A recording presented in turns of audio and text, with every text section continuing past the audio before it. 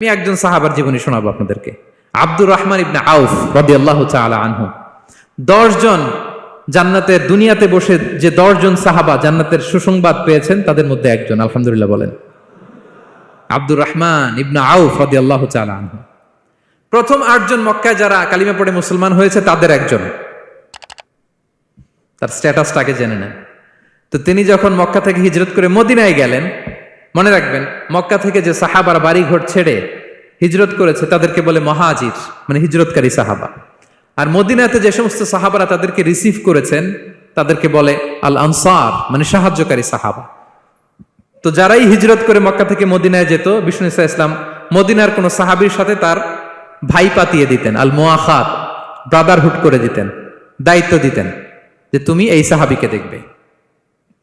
তো আব্দুর রহমান ইবনে আউফ রাদিয়াল্লাহু তাআলা আনহু যখন হিজরত করে গেলেন, তার দেখভাল করার জন্য যে সাহাবীর দায়িত্ব পড়ল তার নাম হচ্ছে সাআদ ইবনে রাবিয়া, আনসারী সাহাবী রাদিয়াল্লাহু তাআলা আনহু। বিষ্ণু বললেন, সাআদ, আব্দুর রহমান ইবনে আউফ তোমার ভাই, ভাই বানিয়ে দিলেন। কি বানিয়ে দিলেন?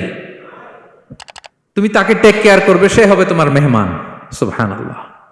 সাআদ ইবনে রাবিয়া রাদিয়াল্লাহু তাআলা আনহু তিনি আব্দুর রহমান ইবনে আউফকে ডেকে নিয়ে গেলেন, ঘরে নিয়ে গেলেন মেহমানকে, এবং বললেন, ইয়া সাআদ ইন্নী আকসারুল আনসারি মালান। হে সাআদ, তুমি চিন্তা করো না, তুমি মনে করো না যে তোমার ভরণ পোষণ দিতে আমার কষ্ট হবে। আমি মদিনার সবচাইতে বড় বিজনেস ম্যাগনেট, সবচাইতে বড় বিজনেস ম্যাগনেট আমি। No tension, don't worry about it. Tension নিও না, আসো, তোমার জন্য আমার কি প্রপোজাল শোনো। ফাআকসিমু লাকা নিসফা মালি, আমার যত সম্পদ আছে আমি অর্ধেক তোমার দিয়ে দিব। সুবহানাল্লাহ, এত আস্তে। আপনার বাড়িতে কেউ মেহমান হলে করতে পারবেন এরকম? আল্লাহ, কেমন প্রেরণার বাতিঘর তারা। ফাআকসিমু নিসফা মালি, হে আব্দুর রহমান ইবনে আউফ, আমার অর্ধেক সম্পদ তোমারে দিয়ে দিব। এখানেই শেষ না, এরপর বলতে লাগলেন, আমার অনেকগুলো স্ত্রী আছে, তুমি কোথায় যে মেয়ে খুঁজবা, প্রস্তাব দিবা, এত ঝামেলার দরকার নাই। আমার কোন স্ত্রীকে তোমার ভালো লাগে বলো, তার যদি তোমাকে ভালো লাগে তাহলে প্রয়োজনে তাকে আমি ডিভোর্স দিয়ে দিব, তাকে নিয়ে তুমি সুখের সংসার করবা। আল্লাহু আকবার, আল্লাহু আকবার। অর্ধেক সম্পদ দিয়ে দিব, আমার একাধিক স্ত্রী আছে, কাউকে যদি তোমার পছন্দ হয় এবং সেও যদি তোমাকে পছন্দ করে প্রয়োজনে তাকে ডিভোর্স দিব। New life, new career, just go on. আমরা এই সুযোগ পেলে কি করতাম? সাথে সাথে অর্ধেক সম্পদ নিয়ে নিতাম, ঠিক কিনা? আব্দুর রহমান ইবনে আউফ প্রেরণার বাতিঘর। উনি কি করলেন? উনি বললেন, লা হাজাতা লি ফি যালিক।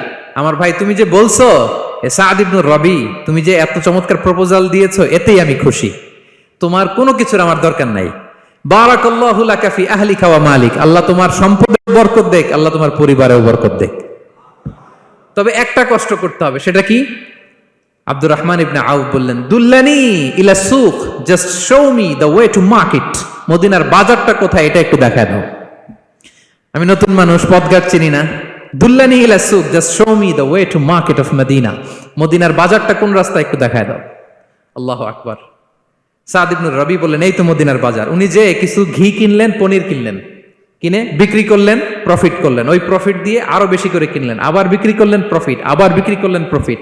এই কেনা বেচা করতে করতে 1-2 মাসের মধ্যে উনি মদিনার one of the biggest business magnate হয়ে গেলেন। আল্লাহু আকবার। কি হাড় ভাঙ্গা পরিশ্রমই না তারা করেছেন। একেবারে রেডি ক্যারিয়ার ছিল, গেলাম সবচেয়ে বড় বিজনেসম্যানের অর্ধেক সম্পত্তি পেয়ে গেলাম। He didn't accept the ready career, rather he made his own path with his own Endeavour. নিজের চেষ্টায়, নিজের পরিশ্রমে, নিজের ঘাম ঝরিয়ে নিজের ক্যারিয়ার তৈরি করেছেন। চিল্লায় বলেন ঠিক কিনা? This is the biography of Abdur Rahman ibn Auf radiyallahu ta'ala anhu.